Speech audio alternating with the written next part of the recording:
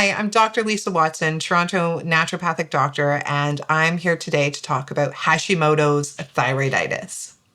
Hypothyroidism is the most common hormonal imbalance impacting women between the ages of 30 and 50. Upwards of between 1 in 6 and 1 in 10 women are going to experience hypothyroidism at some point in time in their life. One of the most troubling things about hypothyroidism is that half of the people who have it don't even know they have it. Now, that's not entirely true. Most people who have hypothyroidism are experiencing symptoms. Things like fatigue or difficulty losing weight or weight gain, hair loss, dry skin, heavy periods, irregular periods, changes in bowel function. They feel these changes happening in their bodies, but they haven't yet been given a diagnosis of hypothyroidism. So how is it that half of the people who have hypothyroidism have never been diagnosed? One of the big issues is with lab testing. When we're testing for a thyroid condition, the most common test is TSH, thyroid stimulating hormone. This is a hormone produced by the pituitary in our brain that stimulates our thyroid to make thyroid hormones. When our TSH numbers go up, that means our thyroid isn't responding. Our TSH is shouting at our thyroid to get it to increase the production of thyroid hormones, but the thyroid isn't able to. When we look at the range for TSH on lab work, a lot of researchers have suggested that the range is too broad, that people who are in the upper percentages of that range, anything above a 2.5 or a 3, may be symptomatic. They may be experiencing the symptoms of hypothyroidism, but they're not being diagnosed.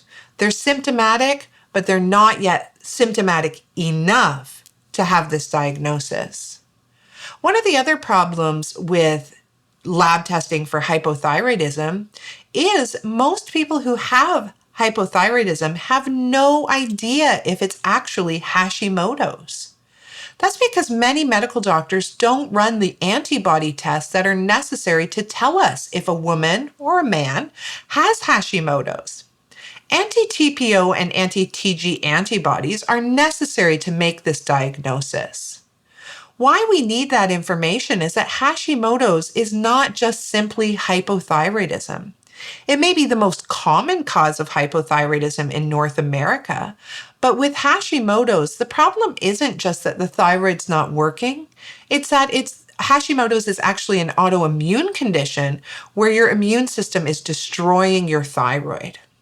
Over time, that destruction of the thyroid leads to lower and lower ability of the thyroid to make these hormones. When I'm working with women who have Hashimoto's, testing is one of the most important things that we do because we need to understand that this is the case, that it is our immune system that is attacking our thyroid. Once we have that information, it changes everything. Because now, instead of just having women on thyroid replacement hormones, either natural desiccated thyroid, which I prescribe, or Synthroid and levothyroxine from their medical doctors, now we have a whole world of opportunity to influence their health by addressing their immune system, protecting and repairing the damage that's being done to their thyroid, and optimizing their diet and lifestyle from an autoimmune perspective to prevent them from developing other autoimmune diseases later in life. So from things like a dietary change and the gluten-free diet to nutritional supplements like vitamin D, antioxidants, and selenomethionine, when I work with women who have Hashimoto's, there is so much work that needs to be done. Read on in this article for more information and look through my website, drlisawatson.com, for all of the articles I share on Hashimoto's. If you have any questions, don't hesitate to comment below, drop me a line via email, or reach out for a meet and greet so that we can discuss my approach to Hashimoto's and I can make sure that your questions are answered.